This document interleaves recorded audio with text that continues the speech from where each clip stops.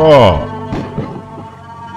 dear guest, welcome once again to Phantom Mansion. The thunderstorm is particularly menacing this evening, and the estate has just become home to a lovely pack of, well, we will call them wolves. All in all, it is a lovely evening. Now that you are here, this evening's entertainments may proceed.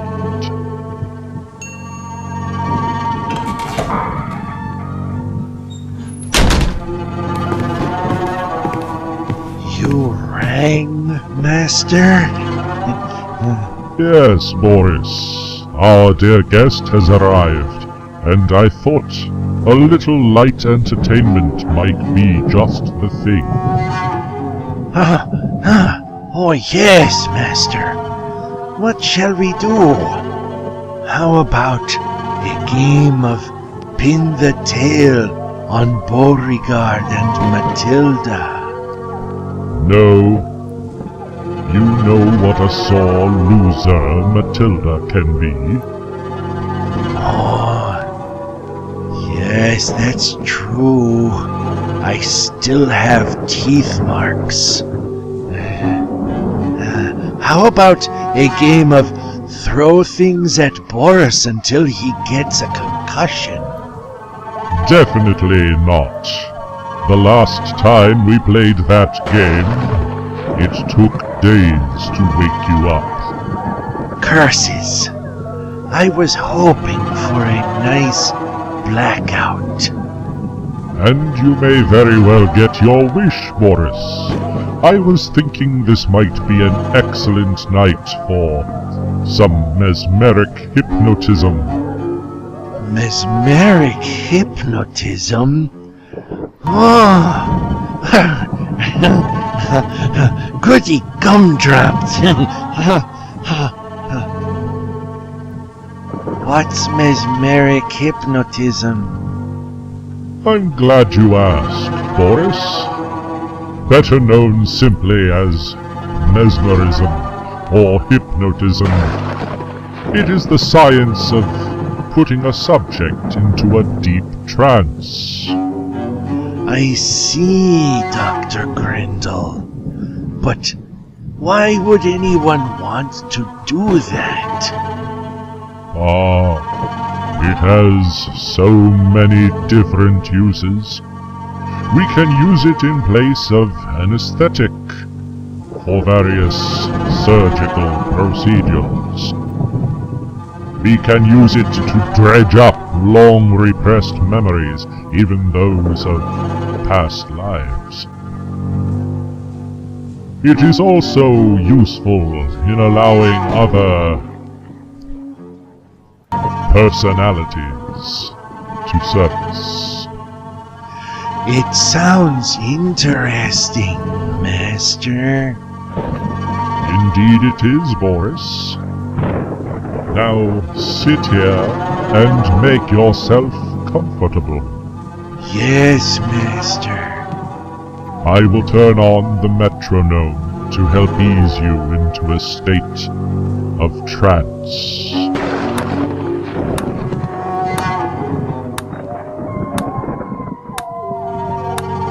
Now, Boris, you will focus on my voice. You are becoming more and more sleepy. Your eyelids are becoming heavy. You will allow your eyes to close. You will focus on my voice. You are going deeper and deeper into relaxation and sleep.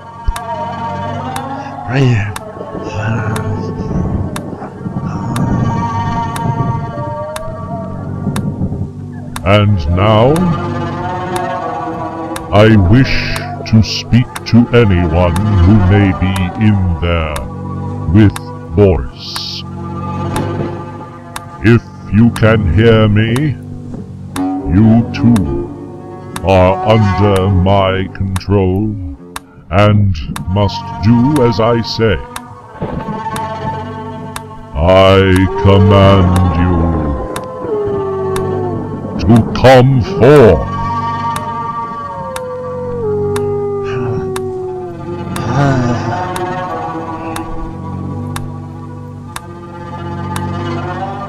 Once upon a midnight dreary, while I pondered, weak and weary, over many a quaint and curious volume of forgotten lore, while I nodded, nearly napping, suddenly Fascinating. there came a tapping, as I if never someone knew gently Boris rapping, could read, rapping let at my alone chamber that he door. had read poems. "'Tis some visitor," I muttered.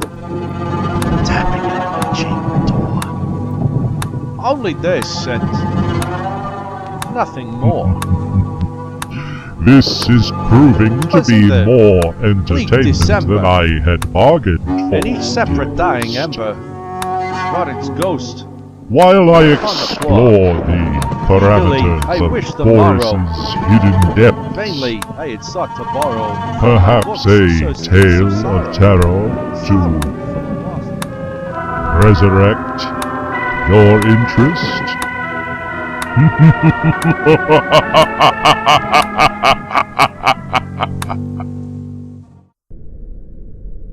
The Facts in the Case of M. Valdemar by Edgar Allan Poe. Of course I shall not pretend to consider it any matter for wonder that the extraordinary case of M. Valdemar has excited discussion. It would have been a miracle had it not, especially under the circumstances. Through the desire of all parties concerned to keep the affair from the public, at least for the present, or until we had further opportunities for investigation. Through our endeavors to effect this, a garbled or exaggerated account made its way into society, and became the source of many unpleasant misrepresentations, and very naturally of a great deal of disbelief. Well, it is now rendered necessary that I give the facts, as far as I comprehend them myself. They are succinctly these. My attention for the last 3 years had been repeatedly drawn to the subject of mesmerism. And about 9 months ago it occurred to me quite suddenly that in the series of experiments made hitherto there had been a very remarkable and most unaccountable omission. No person had as yet been mesmerized in articulo mortis. That is to say, dead. It remained to be seen first whether in such condition there existed in the patient any susceptibility to the magnetic influence. Secondly, whether if any existed it was impaired or increased by the condition. Thirdly, to what extent or for how long a period the encroachments of death might be arrested by the process. There were other points to be ascertained, but these most excited my curiosity, the last in especial from the immensely important character of its consequences. In looking around for some subject by whose means I might test these particulars, I was brought to think of my friend M. Ernest Valdemar, the well-known compiler of the Bibliotheca Forensica and author, under the nom de plume of Issachar Marx, of the Polish versions of Wallenstein and Gargantua. M. Valdemar, who has resided principally at Harlem, New York, since the year 1839, is, or was, particularly noticeable for the extreme spareness of his person. His lower limbs much resembling those of John Randolph, and also for the whiteness of his whiskers,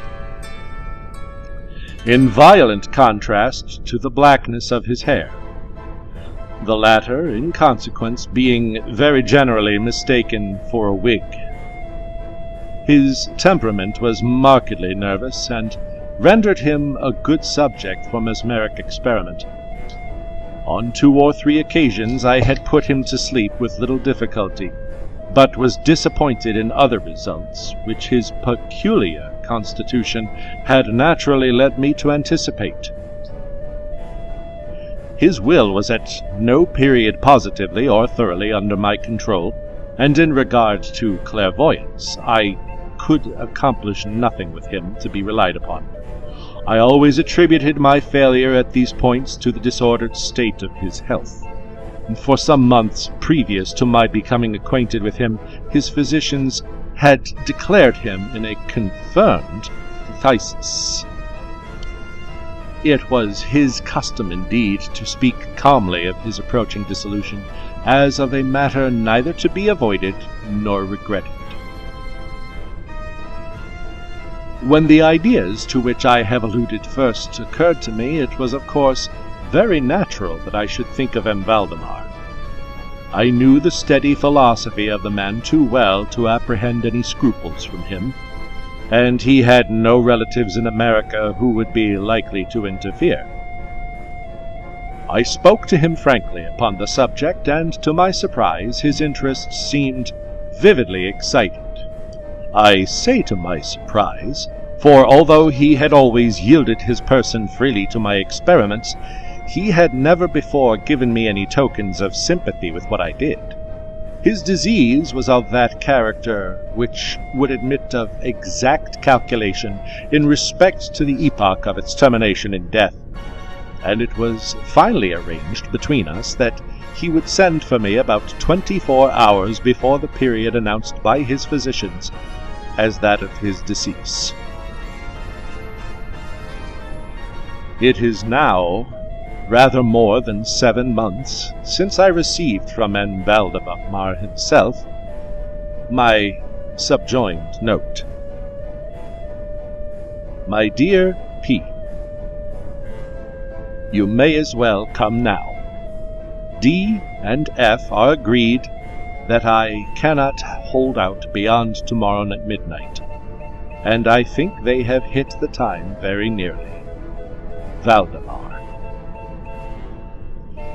I received this note within half an hour after it was written, and in 15 minutes more I was in the dying man's chamber.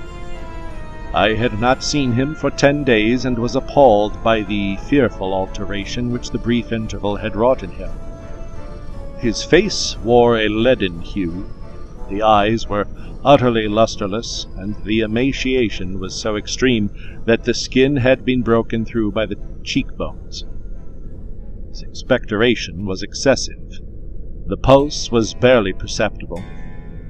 He retained, nevertheless, in a very remarkable manner, both his mental power and a certain degree of physical strength. He spoke with distinctness, took some palliative medicines without aid, and when I entered the room, was occupied in penciling memoranda in a pocket-book. He was propped up in the bed by pillows. Doctors D and F were in attendance.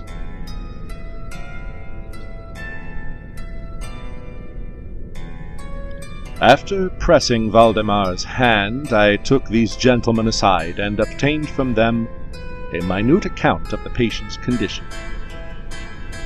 The left lung had been for 18 months in a semi-osseous or cartilaginous state, and was of course entirely useless for all purposes of vitality. The right, in its upper portion, was also partially, if not thoroughly, ossified, while the lower region was merely a mass of purulent tubercles, running one into another. Several extensive perforations existed, and at one point permanent adhesion to the ribs had taken place. These appearances in the right lobe were of comparatively recent date. The ossification had proceeded with very unusual rapidity. No sign of it had discovered a month before, and the adhesion had only been observed during the 3 previous days. Independently of the phthisis, the patient was suspected of aneurysm of the aorta, but on this point the osseous symptoms rendered an exact diagnosis impossible. It was the opinion of both physicians that M. Valdemar would die about midnight on the morrow, Sunday. It was then 7 o'clock on Saturday evening. On quitting the invalid's bedside to hold conversation with myself, Doctors D and F had bidden him a final farewell. It had not been their intention to return, but at my request, they agreed to look in upon the patient about 10 the next night. When they had gone, I spoke freely with M. Valdemar on the subject of his approaching dissolution, as well as, more particularly, of the experiment proposed. He still professed himself quite willing, and even anxious to have it made, and urged me to commence it at once. A male and a female nurse were in attendance, but I did not feel myself altogether at liberty to engage in a task of this character with no more reliable witnesses than these people, in case of sudden accident, might prove. I therefore postponed operations until about 8 the next night, when the arrival of a medical student, with whom I had some acquaintance, Mr. Theodore L. I., relieved me from farther embarrassment. It had been my design originally to wait for the physicians, but I was induced to proceed, first by the urgent entreaties of M. Valdemar, and secondly by my conviction that I had not a moment to lose, as he was evidently sinking fast. Mr. L. I. was so kind as to accede to my desire that he would take notes of all that occurred, and it is from his memoranda that what I now have to relate is for the most part either condensed or copied verbatim.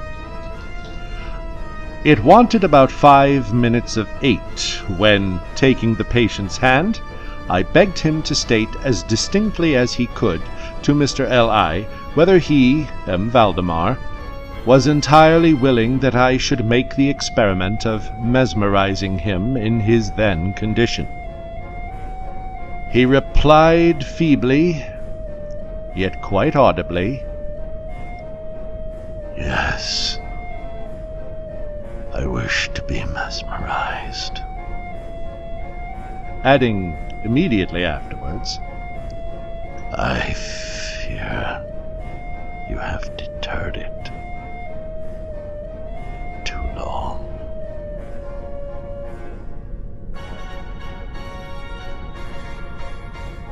While he spoke thus, I commenced the passes which I had already found most effectual in subduing him.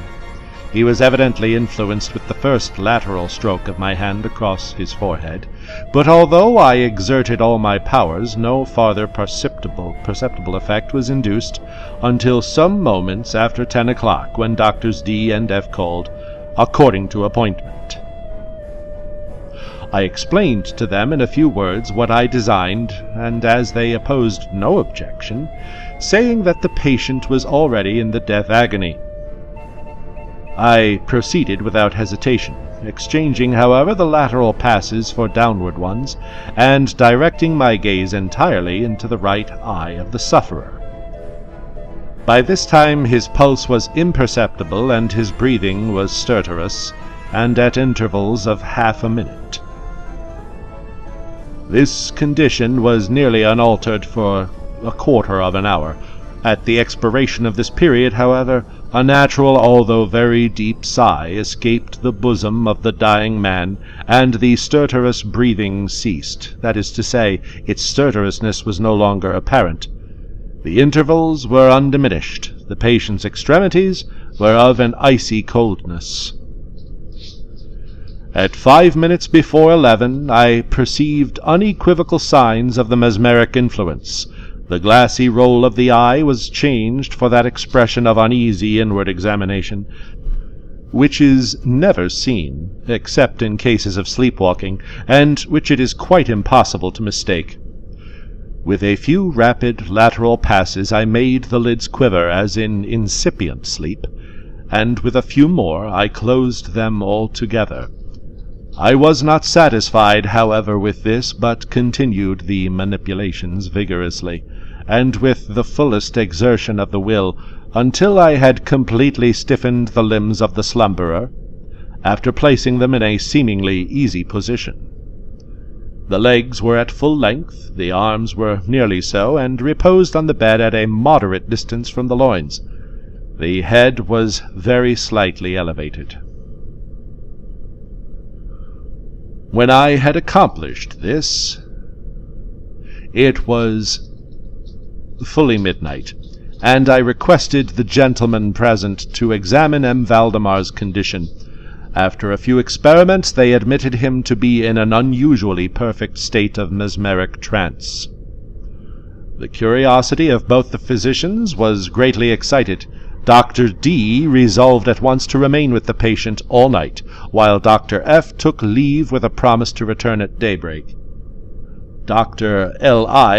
and the nurses remained.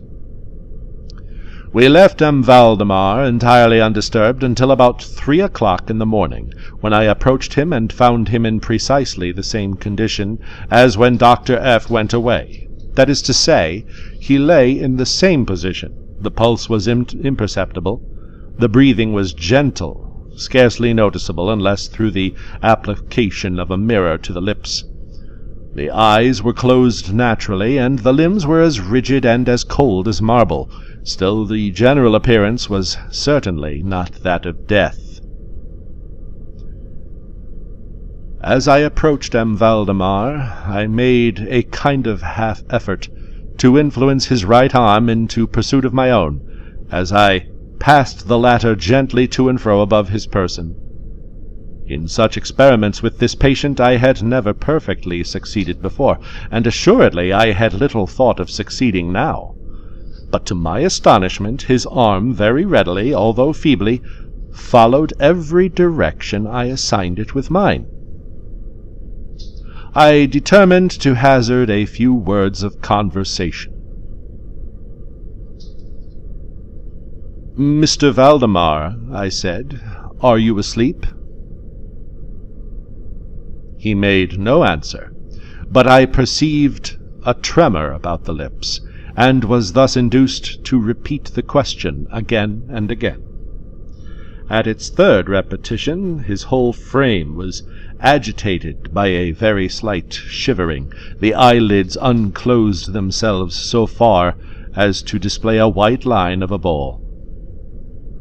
The lips moved sluggishly, and from between them, in a barely audible whisper, issued the words, "Yes, asleep now. Do not wake me. Let me die so."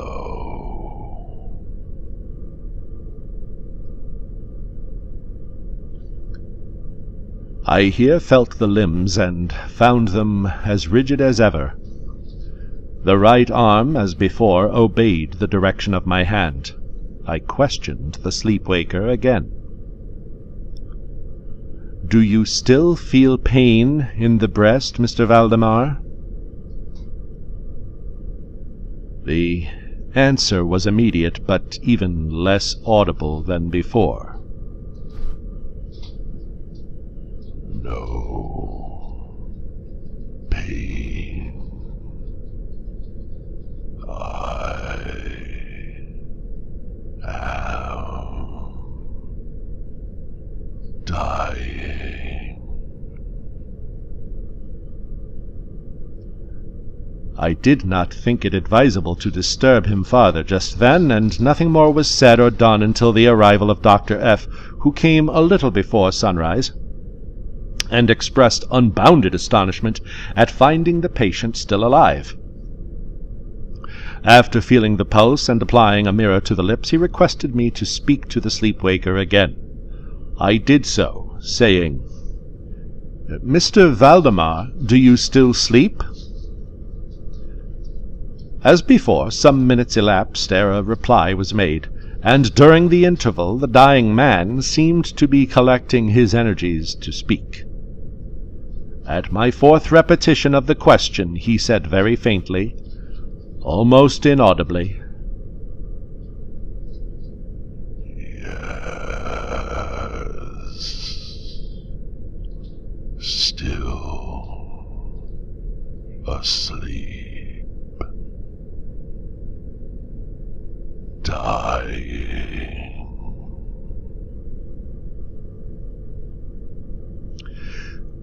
It was now the opinion, or rather the wish, of the physicians that Mr. Valdemar should be suffered to remain undisturbed in his present apparently tranquil condition until death should supervene, and this, it was generally agreed, must now take place within a few minutes.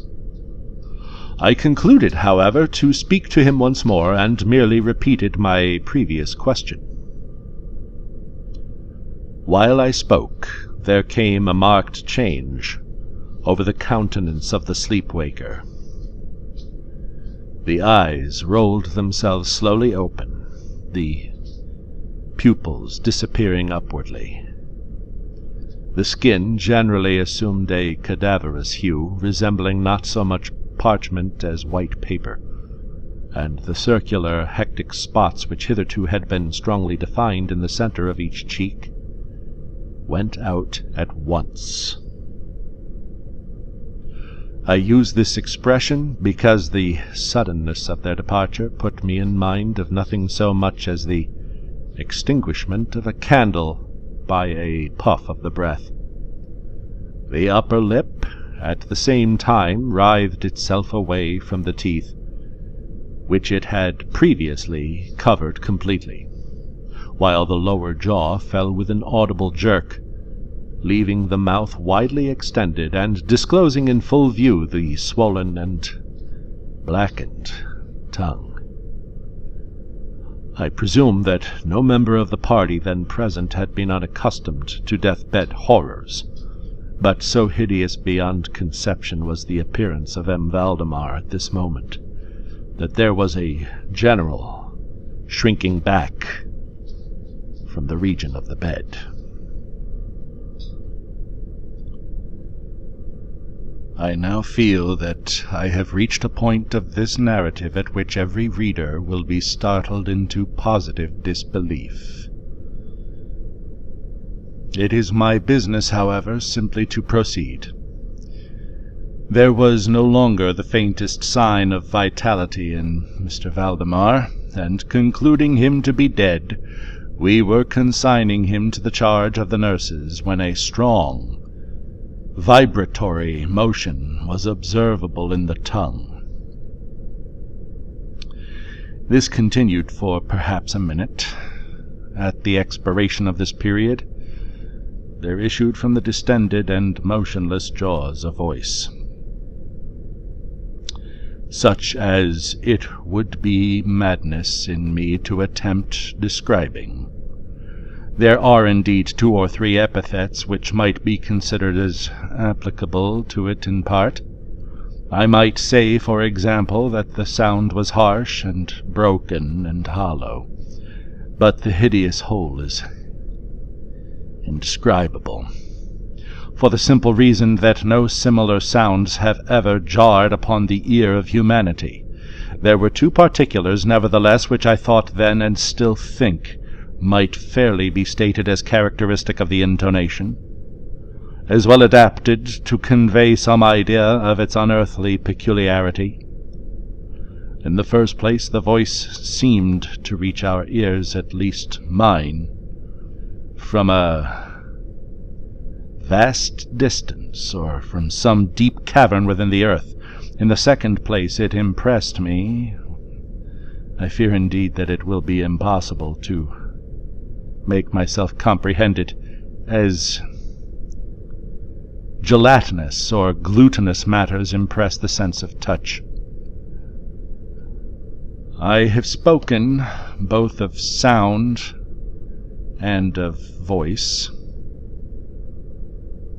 I mean to say that the sound was one of distinct, of even wonderfully, thrillingly distinct syllabification. Mr. Valdemar spoke obviously in reply to the question I had propounded to him just a few minutes before. I had asked him, it will be remembered, if he still slept.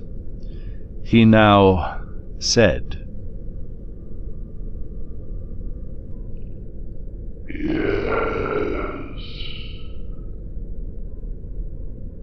No.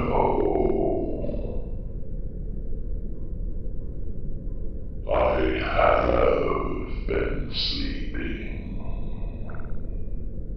And now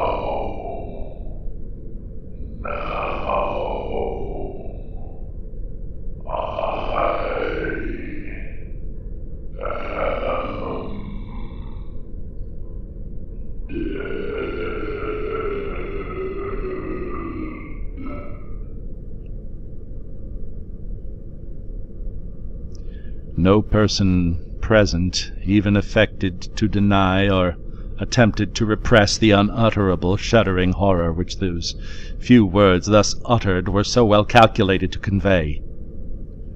Mr. L.I., the student, swooned. The nurses immediately left the chamber and could not be induced to return. My own impressions I would not pretend to render intelligible to the reader. For nearly an hour we busied ourselves silently, without the utterance of a word, in endeavors to revive Mr. L.I. When he came to himself, we addressed ourselves again to an investigation of M. Valdemar's condition.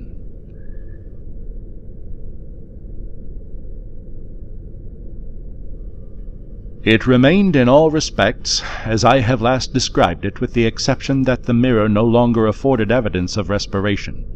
An attempt to draw blood from the arm failed. I should mention, too, that this limb was no farther subject to my will. I endeavored in vain to make it follow the direction of my hand. The only real indication, indeed, of the mesmeric influence was now found in the vibratory movement of the tongue. Whenever I addressed M. Valdemar a question, he seemed to be making an effort to reply, but had no longer sufficient volition. To queries put to him by any other person than myself, he seemed utterly insensible, although I endeavored to place each member of the company in mesmeric rapport with him. I believe that I have now related all that is necessary to an understanding of the sleep-waker's state at this epoch. Other nurses were procured, and at 10 o'clock I left the house in company with the 2 physicians and Mr. L.I.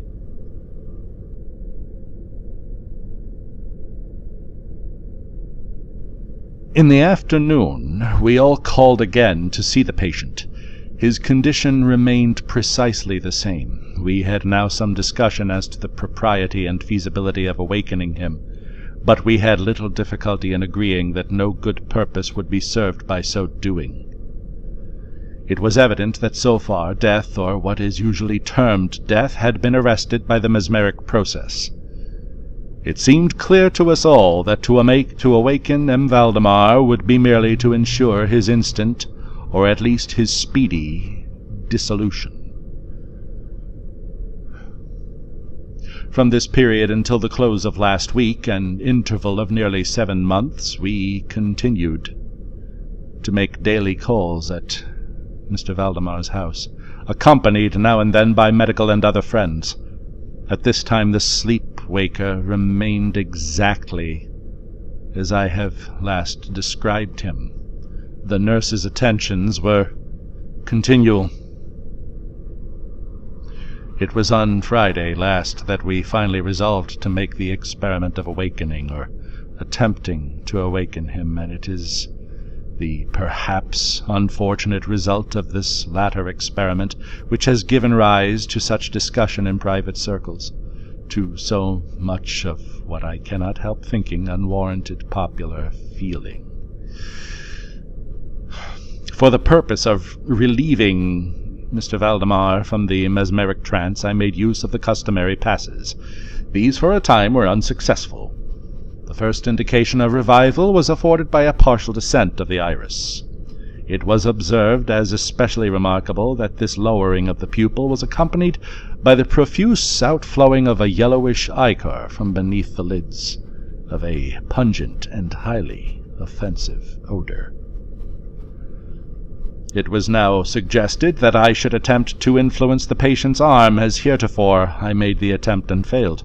Dr. F. then intimated a desire to have me put a question. I did as follows. Mr. Valdemar, can you explain to us what are your feelings or wishes now? There was an instant return of the hectic circles on the cheeks. The tongue quivered, or rather rolled violently in the mouth, although the jaws and lips remained rigid as before, and at length the same hideous voice which I have already described broke forth. For God's sake, quick, put me to sleep, or quick, waken me, quick, I say to you that I am dead.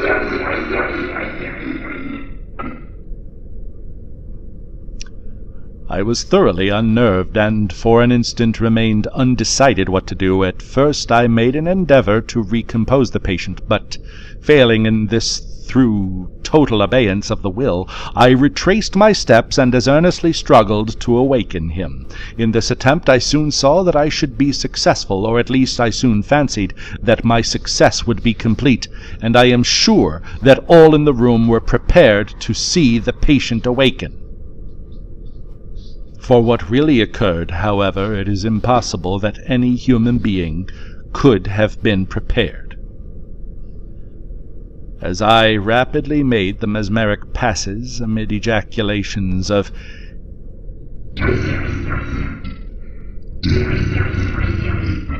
absolutely bursting from the tongue and not from the lips of the sufferer, his whole frame at once, within the single space of 1 minute, or even less, shrunk, crumbled, absolutely rotted away beneath my hands.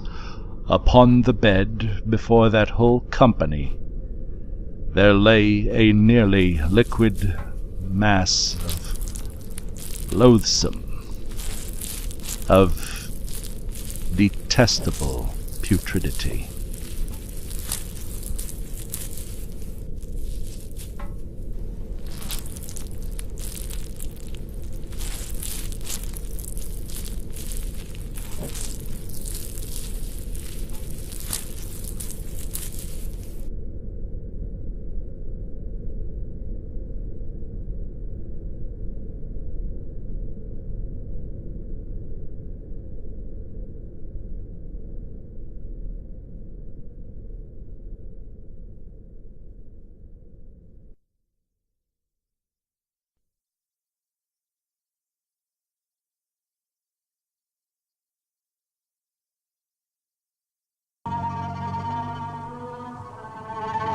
A truly marvelous demonstration of mesmerism.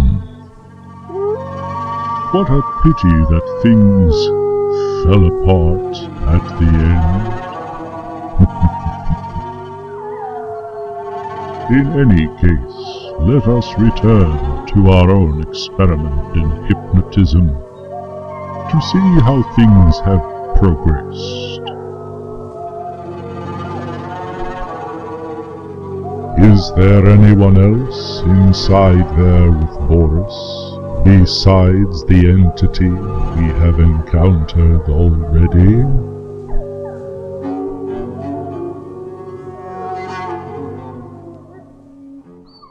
Are you talking to me? Huh? Are you talking to me over here? What? What do you want? What do you want from me? Huh? Look at me. Look at me. What are you doing? You talking to me? Are you talking to me?